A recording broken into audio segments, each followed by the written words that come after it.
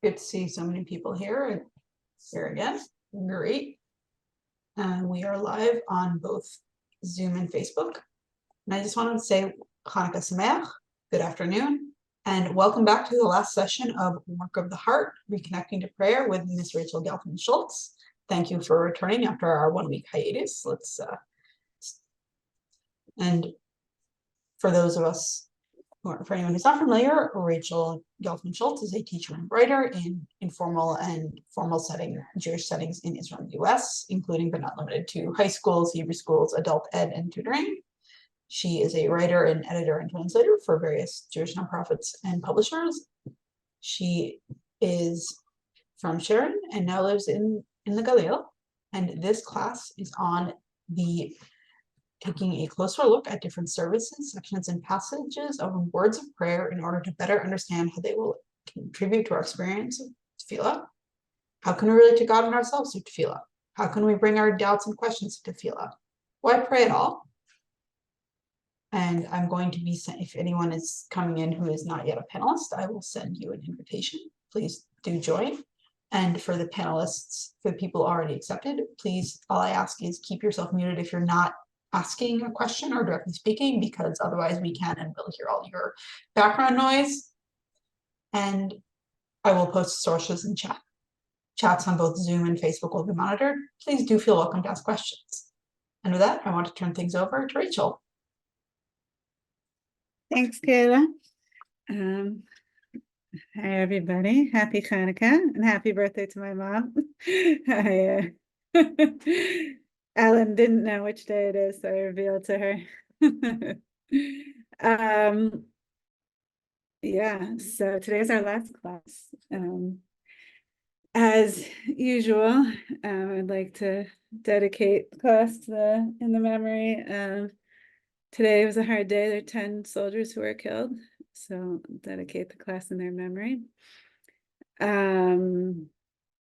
Okay, so today is our last class, and in a way, this class is the moment that a lot of the things we've been talking about is building up to, and that today we're going to talk about the requests part of the prayer, which is mainly in the Amidah, right? We're going to look at the series of things we ask God for in the 14 middle blessings of the weekly Amidah. Interestingly, right, on Shabbat, we do not have this section, right? It's only in the weekday Amidah. Shabbat, we say that we focus more on the thanks and the praise part of davening and less on asking for God, more on appreciating what we have and less on asking for what we don't have, put it that way. So the main question that we're going to be asking is sort of, what's the point of asking God for all these things? Are we asking God because we think God will give it to us if we ask nicely? Or is there some other reason? Seeing like, what does it do for us? What does it do for God, maybe? What's the point? Why are we doing this?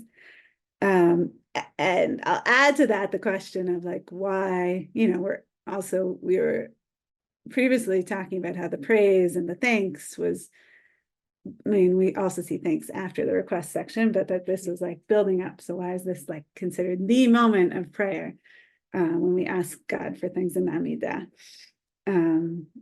And one further question to look at also is why these particular things? Why do we ask God for these things? So I'm going to start. It's long to read all of the different requests in the Amidah. So what I want to just do is look at the headings. And everyone, of course, can look on their own time at all of them. Again, this is the weekly Amidah. We, of course, don't have these requests in the Shabbat Amidah. Okay. All right. So here so I did these handy dandy headings. So I'm just going to read them. So we start off by asking God for knowledge. repentance, asking God to cause us to return and to bring us near to God. Forgiveness, to forgive us.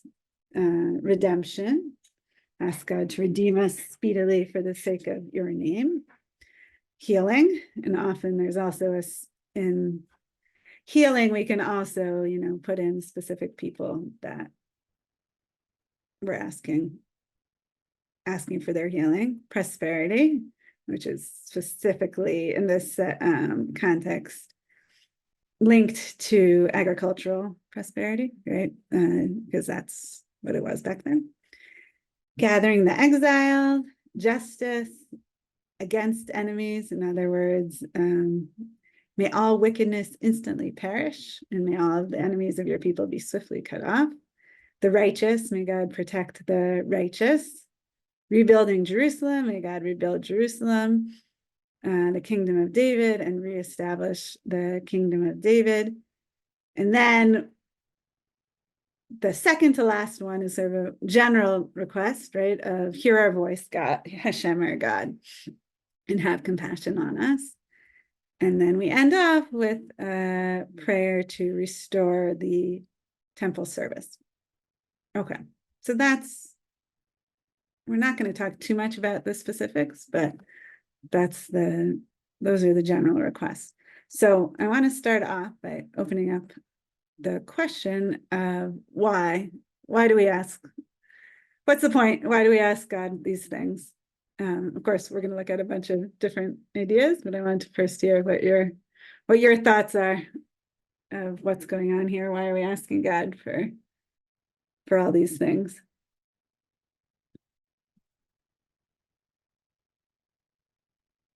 And why these things can add that.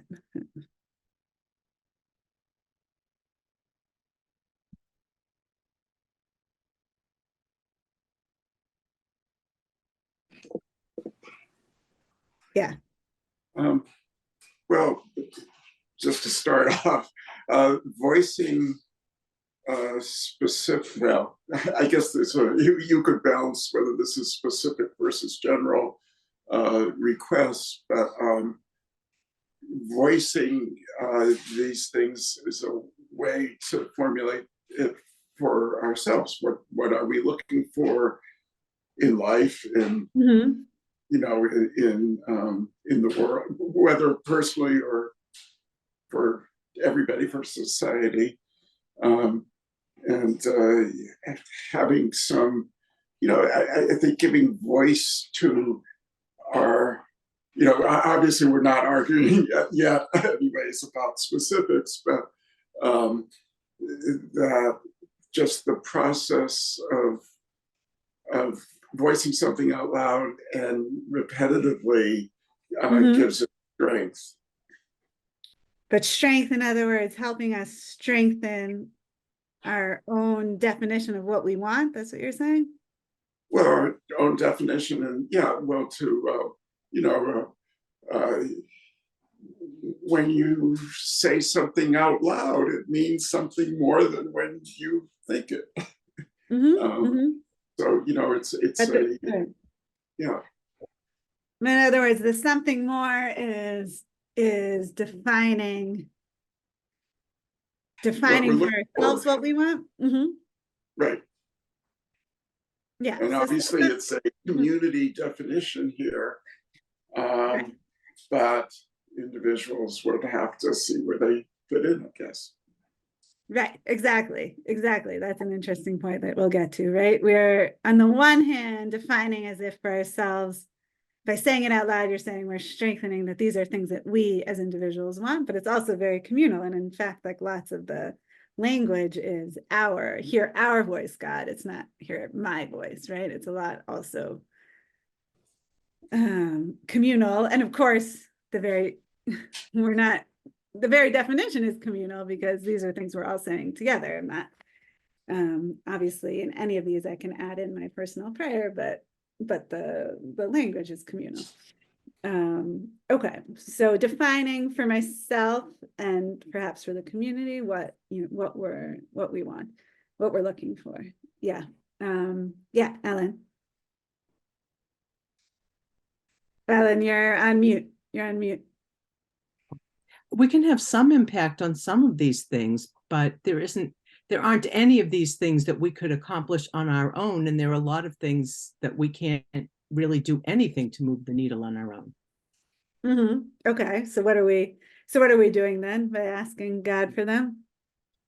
Asking for God's buy-in, for God's help, for God to help move other people to join in this work. Right. I mean, we can't rebuild Jerusalem. I assume that's what you're talking about. We can't restore the kingdom of David, right? And even some of the like healing, we would love to be able to heal, but it's often not in our power to heal. So we're asking God to help us, right? To help us in doing these things. Okay. Yeah. Anyone else? Yeah, Nancy. I guess this is more of an observation. I guess I'm just reading. I just find it interesting that where in the order the response to prayer is, and in my mind, like that's like number one. If you can't hear our voice, like why are we saying anything else? The others, like that's like to me that's like the crux of it, and then the rest kind of follows. So we're asking. Right. So the important thing is to ask God to listen to us, basically. Right. Hear our voice. Because if he doesn't listen to us, then he won't hear any of the other things we're saying to him. Right. I mean, I agree with you. I think I see it though as like we leave the most important for last. I know it's second to last, but I think the temple service is sort of like the segue into the next part of the Amidah, as it were. And this is I see it as the last building up to, or maybe like summarizing in some way, right? It's like without God hearing our voice, right? None of this really. And this is also, by the way, in terms of like personal prayers, is one of the places that people like to put in their personal prayers because it's like a general thing. So if I have a particular something I'm asking that maybe doesn't fall under any of the other categories, I would put it in here because it's, yeah. Okay. Anything else? Anyone want to add? The only thing I was going to say was that it also reflects our feelings of inadequacy, similar to what other people have said, but we need help. We can't do it ourselves. And, these are things I'm striving for and I need help getting it. Yeah.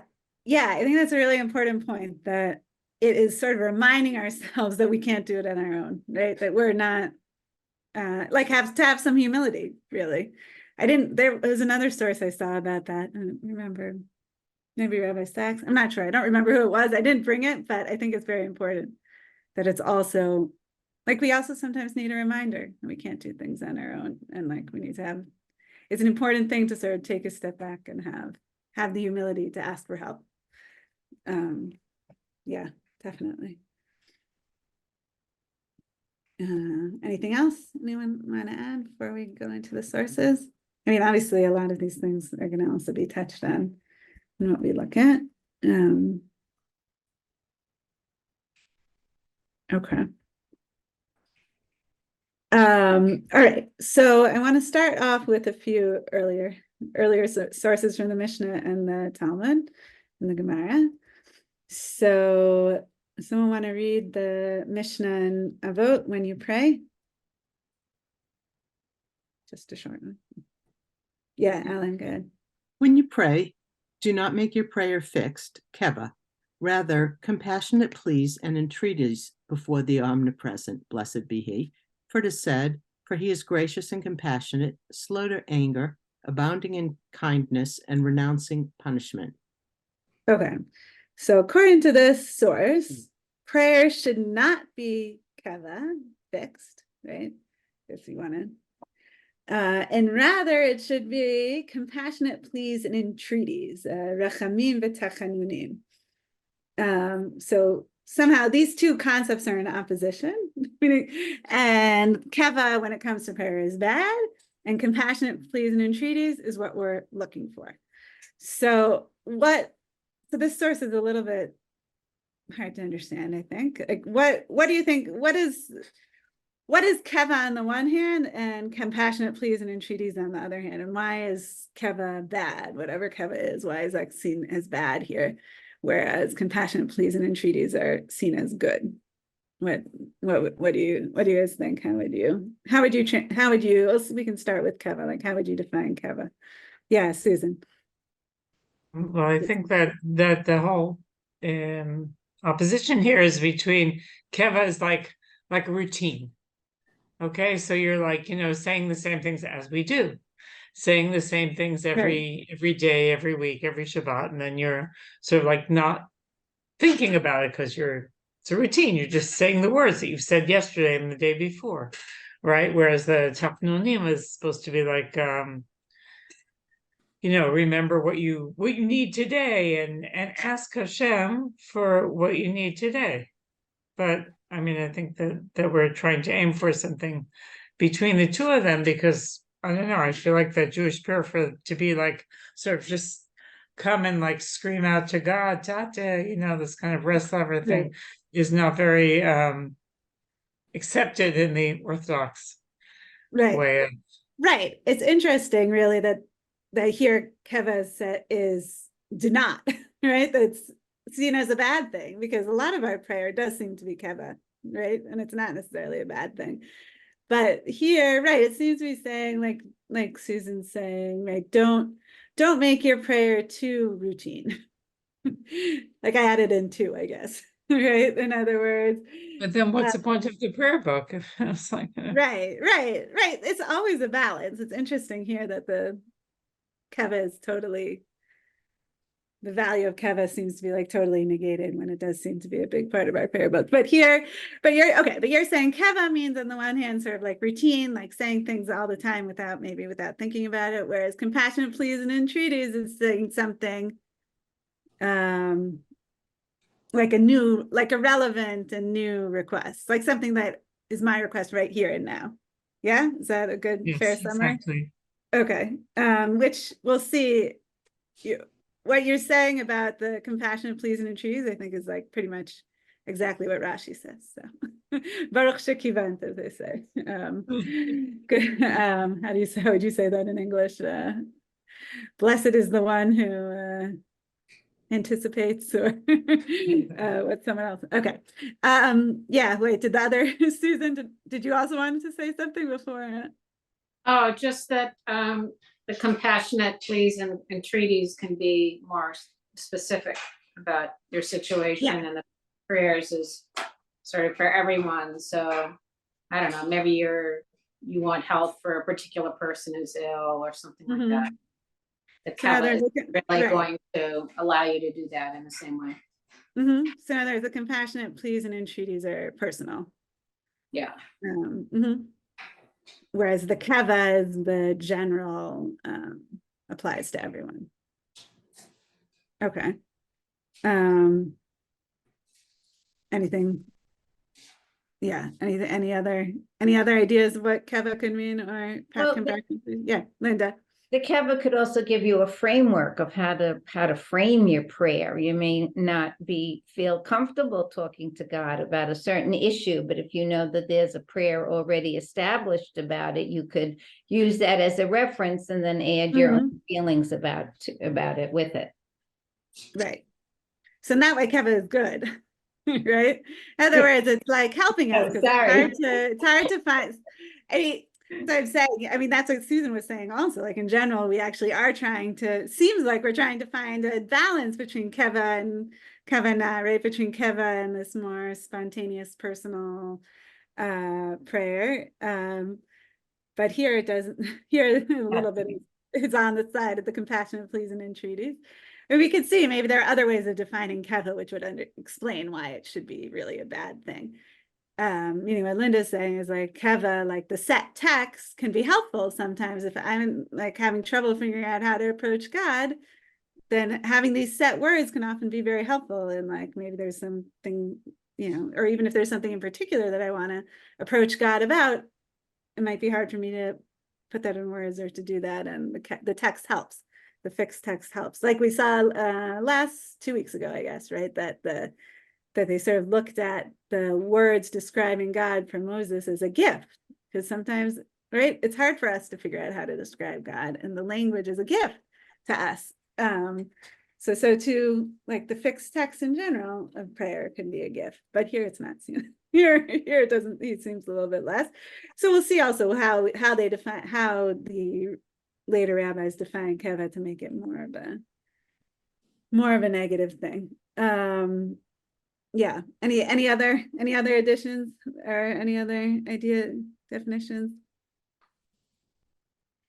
Yeah, actually, just to comment on the quote from Yoel, Yeah. which is sort of is really actually addressing not the person who's praying, but talking about God, right? And attributes of God, and sort of that saying, since don't be afraid to pray. I guess God is open and compassionate and so on, and also just that there's only one word that's repeated from the one to the other, and that's rachamim and rachum. Right. But really not addressing the whole keva, that simply sort of saying, God's open to prayer.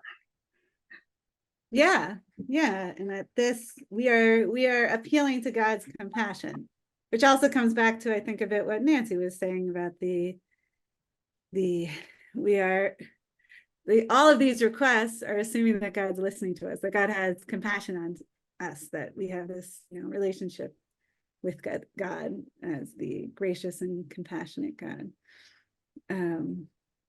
Okay, so let's go on. Someone want to read the Gemara on this? Rabbi Elazar says. I can read it if no one wants to. Okay, yeah, go ahead, Kayla. Rabbi Elazar says, one whose prayer is fixed, his prayer is not supplication. Okay, which is like just a different variation, it seems, of what we saw in the Mishnah. What is the meaning of fixed? Rabbi Yaakov Bar Idi said that Rabbi Oshava said, it means that anyone for whom his prayer is like a burden upon him. The rabbis say this refers to anyone who does not recite prayer in the language of supplication. Rabbah and Rav Yosef both said it refers to anyone unable to introduce a new element. Okay, and you want to just read the Rashi on to introduce a new element, Kayla? Sure, English or Hebrew? In English. Okay, to introduce a new element into his request. And this is the meaning of fixed. Yesterday is like today is like tomorrow. Okay, great.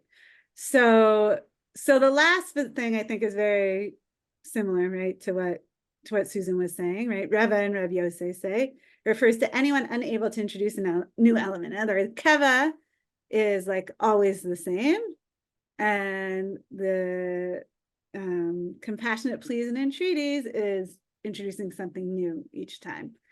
Keva is yesterday is like today is like tomorrow, right? It's always the same. Which I think is very similar to what Susan said. But the first opinion, right? Rabbi Yaakov Bar Idi said that Rabbi Oshaya said it means that anyone for whom his prayer is like a burden upon him. Which I think is taking it is a different direction, which definitely can can happen, that like, I have to pray now, it's like it's turned into a burden, and somehow the compassionate pleas and entreaties make it not a burden, right? And the rabbis say this for anyone who does not, that the keva, the burden, is like I'm not sure if these are actually two different opinions, but conflating the two, right? That we have the burden versus the language of supplication. So somehow the Rabbi Yaakov Bar Idi is saying, the Rabbi Oshaya is saying that it's the keva is a burden, right? That sometimes the routine of prayer can become a burden. hold on, one. Well, you know what, actually, can someone start reading the Rabbi Nachman of Breslov goes a totally different direction. I think these are like, you know, similar to the directions that a bunch of you have been going into. Rabbi Nachman goes in a totally different direction. Someone want to read it, and I'm just going to turn off the heat because I got well, someone started to read it, but someone could go ahead and read it. And yeah, read it. You want me to do it? Oh, yeah, sure. Okay. wait, Nancy, what you want me to do it? Yeah, I didn't hear sure, what you Nancy, said. go ahead. I just But yours, it is forbidden for I a think you person have to to be. sit a little bit further because when you go close, the sound gets messed up. Yeah. Oh, is that better? Yes. Okay. It is forbidden for a person to be obstinate about anything. That is, in his prayer, it is prohibited to stubbornly insist that the Holy One must fulfill his request. This is like taking something by force, by robbing it. Rather, a person has to pray and beseech God with compassionate pleas and entreaties. If God gives it, he gives it. If not, not. Do not make your prayer keva. The term keva connotes stealing, as it is written, whatever, and rob, keva, the life of those who rob them. That is, no matter what a person requests, be it livelihood or children or other needs, it is forbidden for him to stubbornly insist and be obstinate in his prayer that God must fulfill his prayer. For this is a keva prayer. He takes the thing by force by robbing it. Rather, as explained, he is to pray compassionate pleas and entreaties. Okay. So this is a totally different understanding of keva. I think not the meaning that we normally associate, that it means robbing or stealing, right? Which Rabbi Nachman of Breslov explains as is forbidden for a person to be obstinate about anything, to like take something by force from God, as it were, to like demand something of God. And rather, we're supposed to pray in compassionate pleas and entreaties. So how do you guys understand this? And then why is it such a bad thing to demand something of God? Like what's going on? Why is that a bad thing? And why is compassion, pleas, and entreaties different?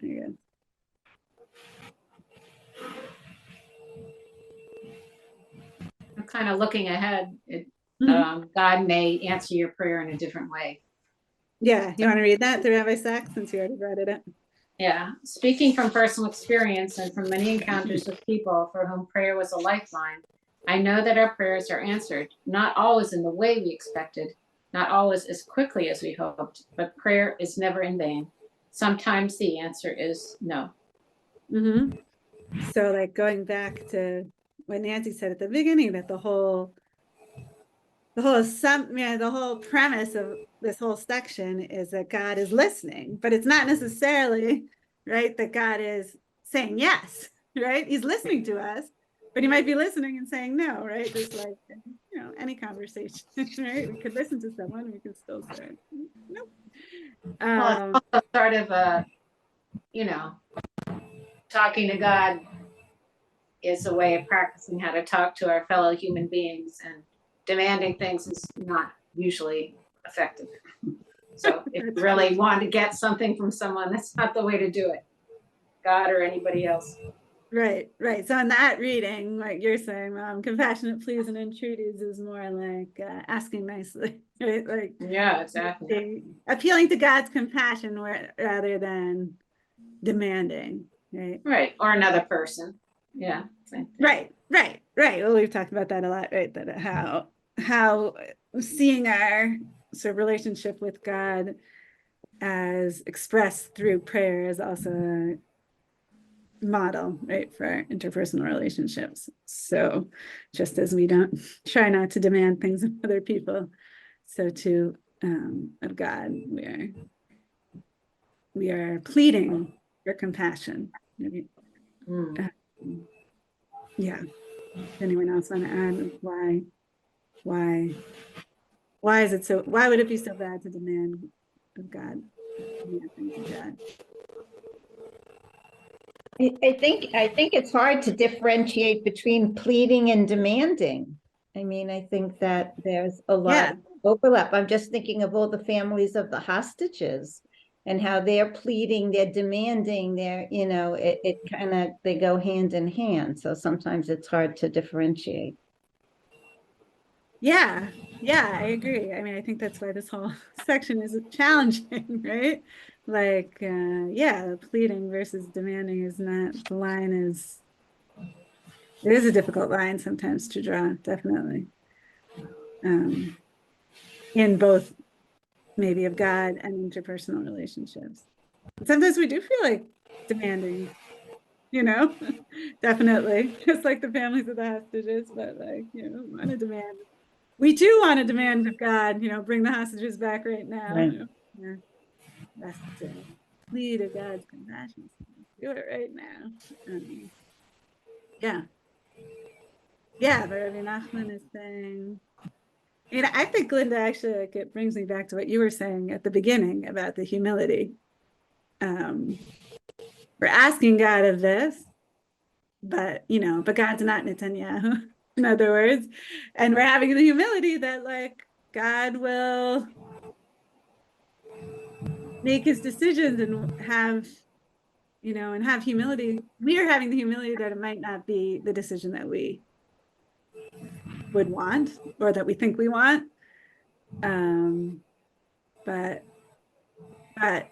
But we try, unlike unlike the hostages making these demands and Netanyahu or whatever you want to look at it, like we have more trust that that if God says no, there's a reason. Another way to look at it. Yeah.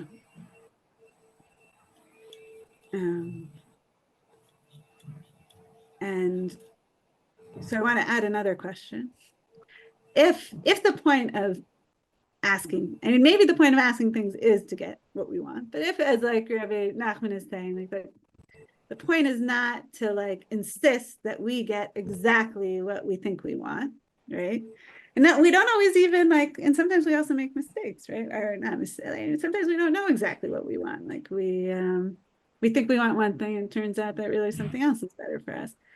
And sometimes, it's very hard to understand why God doesn't give us what we want. But if the point is of prayer, if the point of asking God for things is not to demand that we get exactly what we want, then what is the point of asking? What are we doing in asking God for things?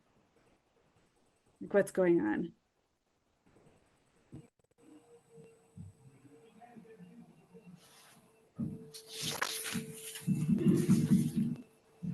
Yeah, Ellen, yeah. So I think asking God for things, I think the point of prayer, even when the answer isn't yes, is, and I think the key is the word lifeline, that if you're in conversation with God, you have faith and you have hope. And I feel like that's a lifeline. Yeah. I really like how you put that, the lifeline. I want you to read Rabbi Zinger in a second, but I also like the point about hope, that the conversation gives us hope. Even if like we're not demanding a particular thing, and even if it might not work out exactly the way we're asking God for it to work out, just the very word conversation is also important. Like just the conversation itself gives hope and life, and yeah. You want to read this, Rabbi Zinger? Rachel, can I just add one thing? Yeah, go ahead, Nancy. I was just going to say, so the other reason why I think prayer, even though we may not get the answer we want, is that some things I personally realize like are out of my control. Like I can't do it on my own, and I need some help somewhere. Just that whether it be another power or greater power or what, but it just sort of relieves me of this intense pressure because I know I can't do it on my own, and it sort of takes away some of that pressure off of me that is not being able to get it done. To acknowledge I can't do it. Yeah, I think that also comes back to what Linda said in the beginning about everything's not in like asking for things, putting ourselves in a position where we ask for things is acknowledging our lack of control. I mean, we have some control, but that we are also lacking control. And that's Right, there's certain things we something to remind ourselves of, and to, yeah, for sure. Definitely. But the other thing I wanted to Yeah. like, okay, sometimes God says no, but Right, you maybe how do you go know back that's what the difference go between back no again. is and not listening, being not listening? Like, you know, how would one determine that? It's hard to know. Was it really a Right. no, or just it wasn't being heard? Right, for sure. Right, it's faith. Yeah, it's hard to know. It's experience, it's faith, meaning it's, yeah, it's very hard. Building a relationship and not, I guess that's the whole challenge of building a relationship with God, right? We maybe can feel that God's listening to us, but it's hard to know.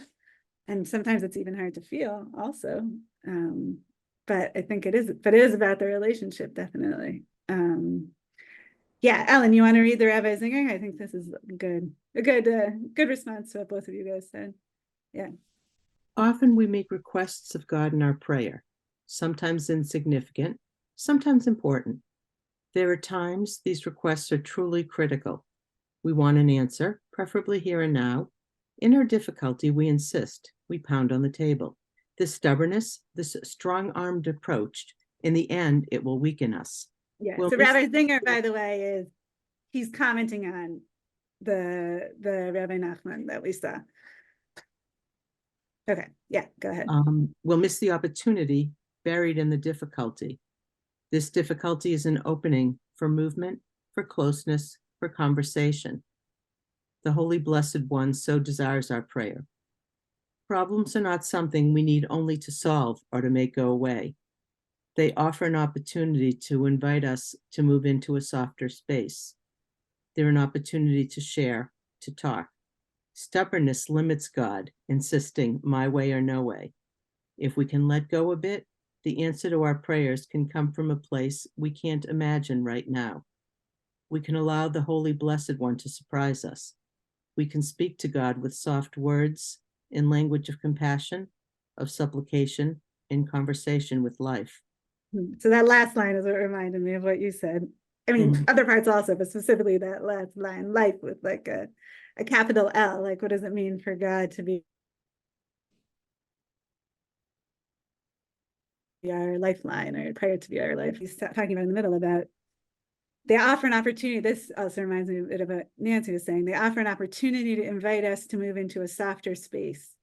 In other words, acknowledging our problems and acknowledging that we can't always solve them, right? Problems are not something we need only to solve or to make go away, but to sort of move into a softer, more humble, like place where we realize we can't always solve our problems, but we still want to talk about them and share them,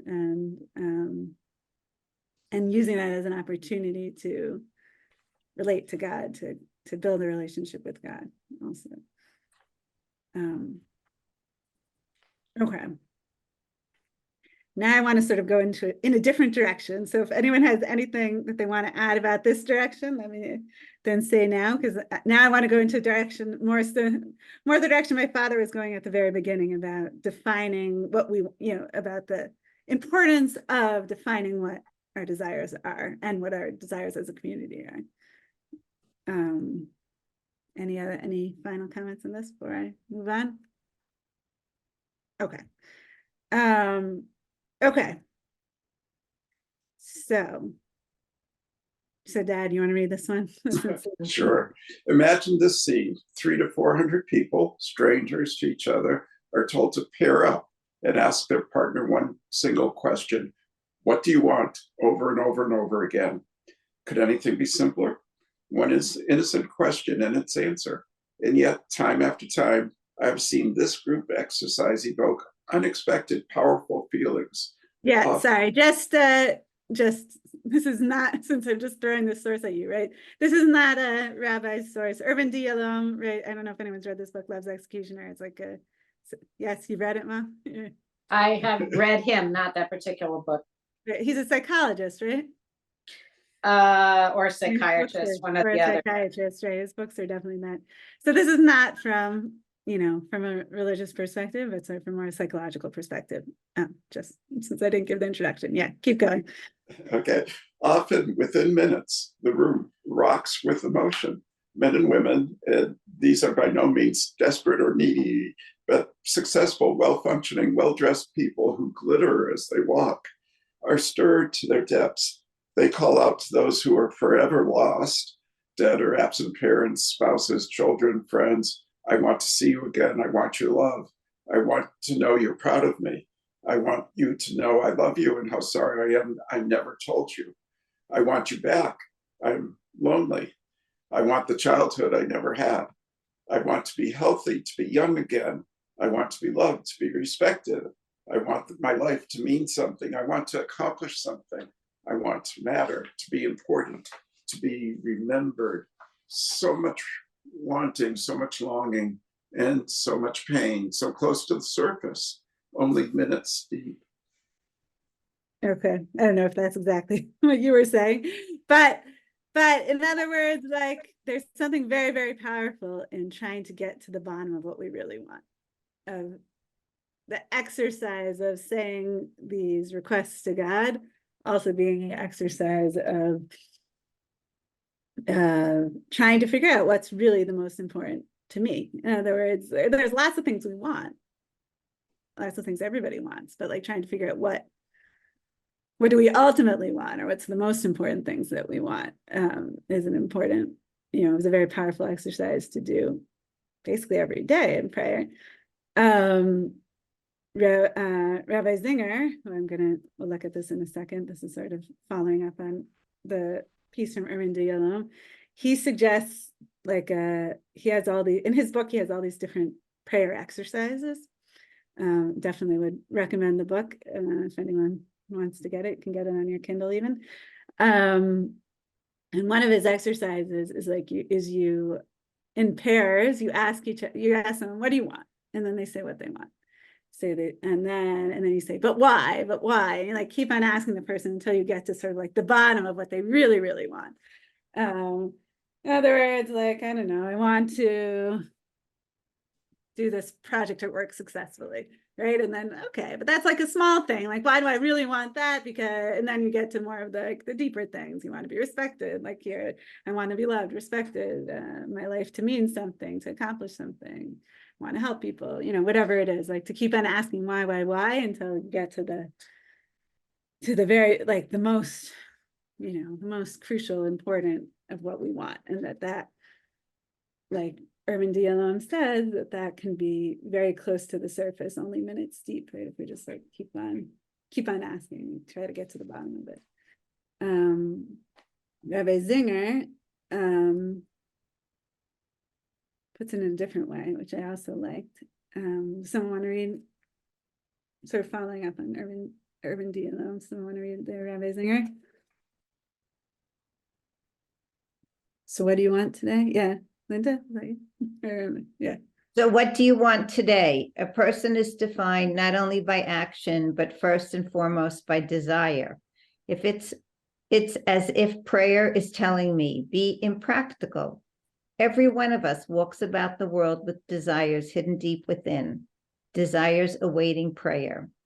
Prayer is an opportunity to sojourn in the realm of desires without forcing them, without seeking the means to pull them down into the world of action, simply to be in the world of expressing desires.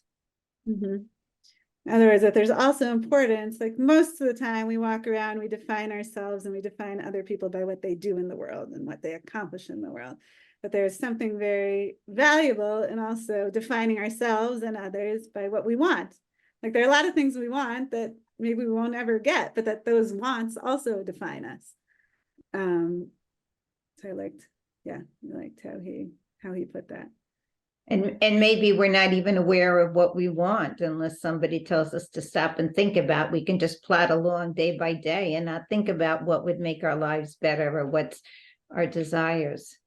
Exactly, for sure. Because we normally think, and we think a lot about what we want, but we might not think about what we really want, right?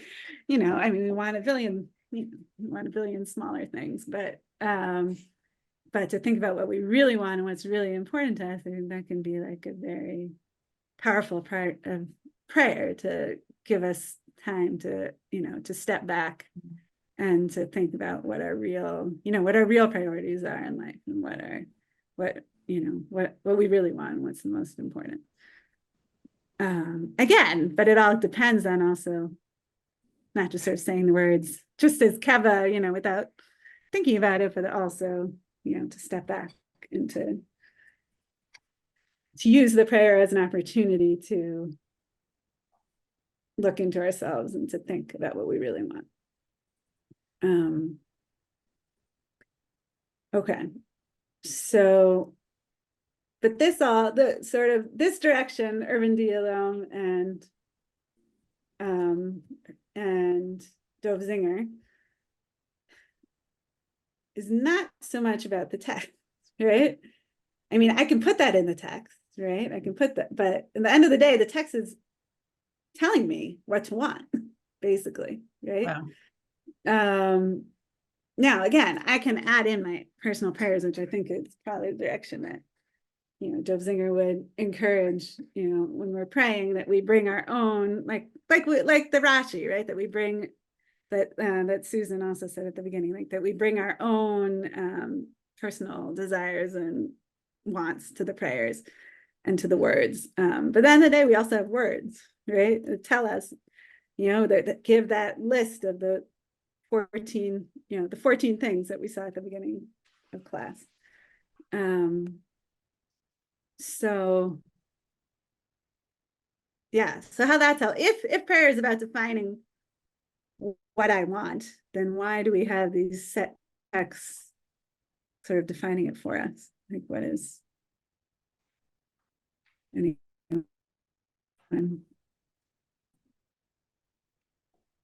Yeah, Mom, you raising your hand? Yeah. Yeah, I think Yeah, go ahead. sometimes, looking at the Yalom things that he quotes, sometimes when you come down to it, what you want is some of those things that are listed in the beginning. So you want someone's forgiveness, you miss them, you want to be young and healthy. So, I think some of these things are pretty essentially what people do want when you get down to the basics of it. I want a new car, but maybe that's really not, I want a new car. I want people, I want to be prosperous enough to have a good life or something. So, when you get down to the essence, those things that are mentioned in the regular prayers are really what people are looking for. That there's some like deep human truth in these particular requests. Yeah. They maybe in some way even like help us to get down to the essentials of what we want. Yeah, who was raising their hand? Ellen, was that you? So yeah. I'm thinking that when you get up in the morning, you have to wash your face and brush your teeth and do all those kinds of things. And then you start your meaningful work for the day, where you earn parnassah to take care of your family, or you do your mitzvot. And so I think that there's the keva, and that's what you do to cover, what you need to do.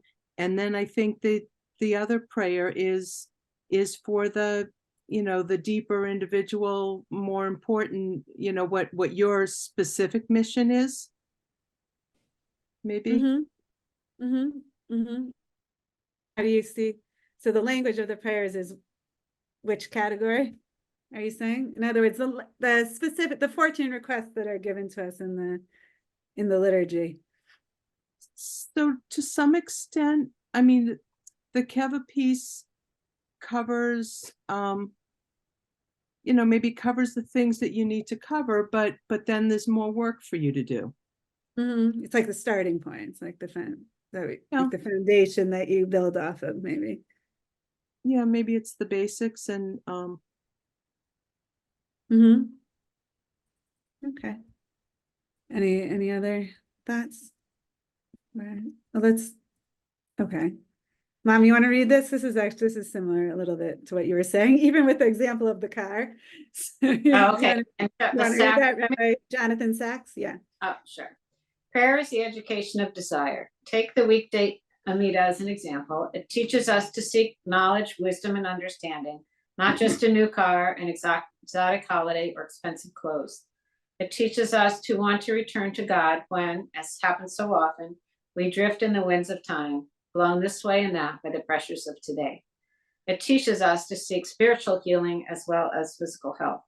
It teaches us to seek the best, not just for ourselves, but also for our people and ultimately for all humanity.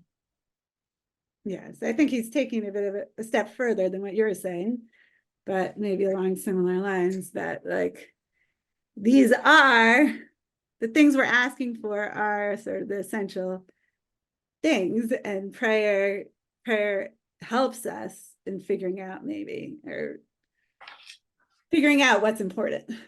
Meaning he gives the example of a car, and maybe that's not important, but like you said, maybe the car is important, but it's important for not the obvious reasons, right? It's not just the car. There's like some reason behind it that it is important. And like meaning, or the exotic holiday. Maybe the exotic holiday is important, but it's not important just in and of itself as like, it's important because it gives me time to be with my family or, whatever. But so that these words help us to realize what's important in our lives, basically. And I think Abraham Joshua Heschel has a similar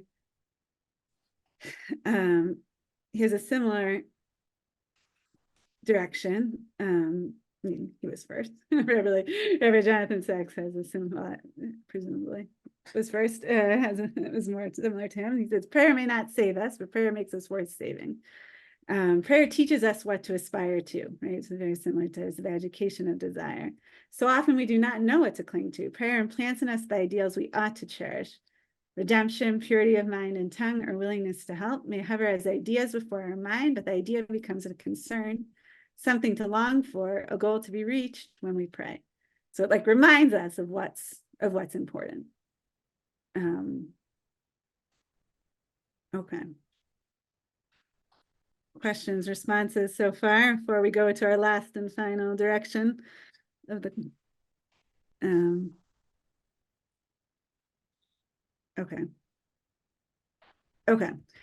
So far we've been mainly focusing on these requests as sort of individual requests, trying to figure out what I want, or trying to define what I want. But like we said, and like my father mentioned in the beginning, these are communal, like these are ultimately communal requests as well.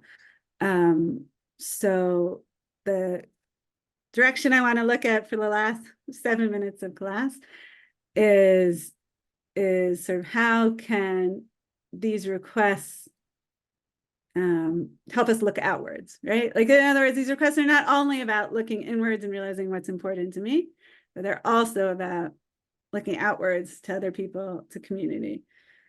And also we're praying for other people, right? We're not only praying for ourselves, right? It's not only about praying for what I want and figuring out what I want, it's also praying for other people. So we don't have much time, so I'm going to read. So Rabbi Soloveitchik, the Rav,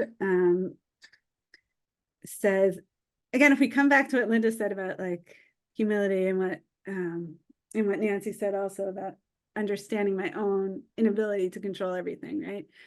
I think it's also about like realizing my needs and why is it important? Why is one of the reasons why it's important to realize that I'm ultimately a needy person, right? So Rabbi Soloveitchik says, whoever permits his legitimate needs to go unsatisfied will never be sympathetic to the crying needs of others. A human morality based on love and friendship, on sharing the travail of others, cannot be practiced if the person's own need awareness is dull, and he does not know what suffering is. Hence, Judaism rejected models of existence which deny human needs, such as the angelic or the monastic.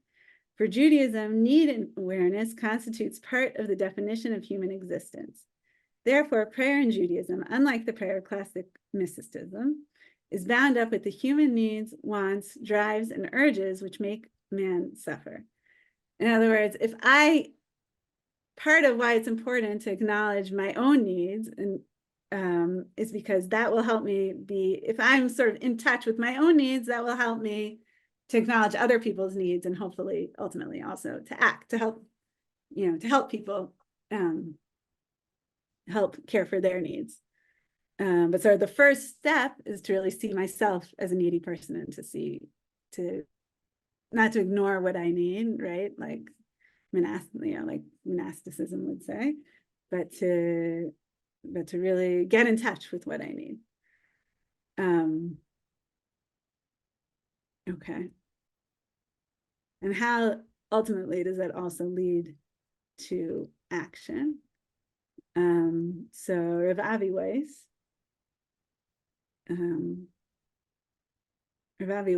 says, a story is told of a Hasidic Rebbe, right? Because so far, right, just so far, what we've been talking about is mainly about sort of an inner process, right? Not so much about how do we go from here to the action. So Rabbi Weiss, as is his way, likes to tell stories.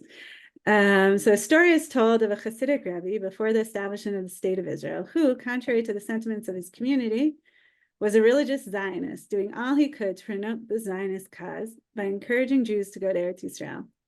Some of his disciples were critical. Doesn't the Amida say that God and God alone will gather in the exiles? To make this point, they slowly read him parts of the ingathering request. Sound the great shofar for our liberty and gather us together from the four corners of the earth. The Rebbe thought for a minute and then replied, in the Amida, we seek health, we ask for healing. Heal us, Lord, and we shall be healed. Looking at his critics, the rabbi went on, even as we ask for God's help, do we totally rely upon him? Clearly, this blessing is not meant to prohibit our seeking out medical advice. Similarly, in the blessing of redemption, when we invoke God's help to redeem Zion, we commit ourselves to actively take part in that process. So too, in all the request blessings, as we call out to God for relief, we challenge ourselves to assume responsibility to join in this effort. So this is a theme we've seen before, right? That when we're asking for things, we're also sort of asking ourselves to do these things. In other words, we're asking God to help us and also give us the strength to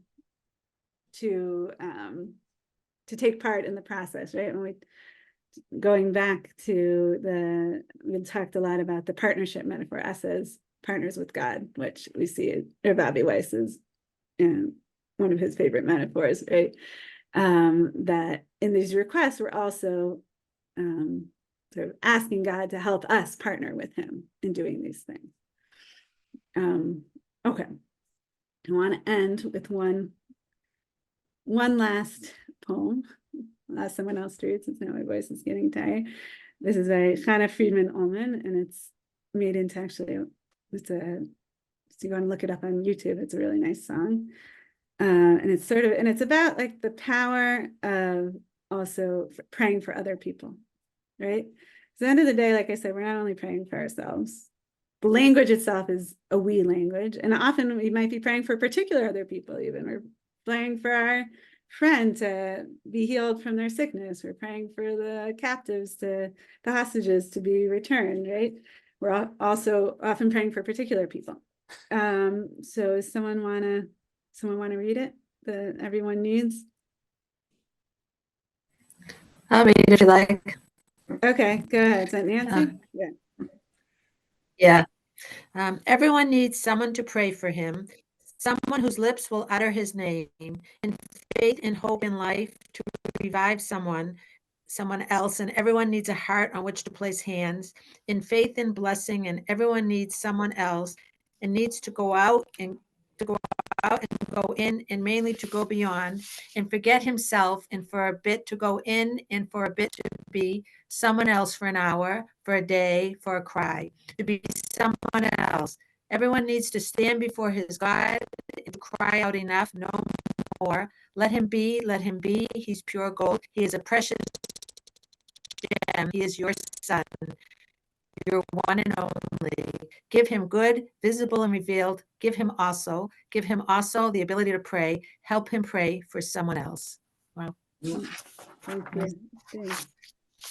So yeah, so I want to come to the end of this class. I want to thank everyone for sharing a lot of really, interesting insights, and I want to bless everyone that we can, on the one hand, that prayer will help us to pray to sort of better understand ourselves, to go inward, right? And to help us define what's really important to us and to figure out what's really important to us and to put that at the center of our lives. And also will help us to go outward, to pray for other people. And as Rav Avi Weiss said, also to act to help other people. And that, yeah. So thanks to everybody. Great. And Thank you. Rachel. Thank you so much, Rachel.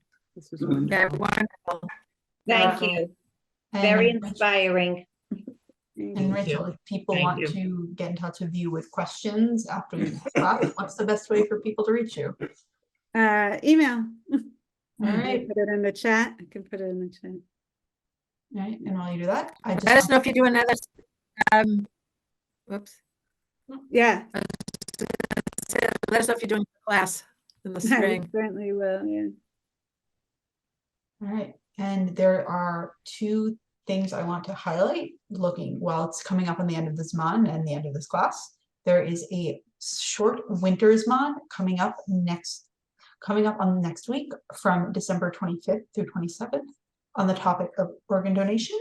You can sign up at 5784.drisha.org/winter. And there's also a continuation of our Mishnah in depth class with the end of with the start of Ketubot and Mishnah Yomi. Rabbanit Leah Sarno will be taking on this class, which will move to Tuesday nights at 8. You can sign up at the same link I posted in chat. We will be back with our full schedule sometime in late January, early February. And it's been a pleasure learning with you all. Thanks, Kayla. Thank you. Thank you. Facilitator. Thank you. All right, thanks to Hanukkah, everyone. Chodesh Yeah, and Hanukkah Sameach. I didn't even mention. Bye-bye. Yeah. Bye. Bye-bye.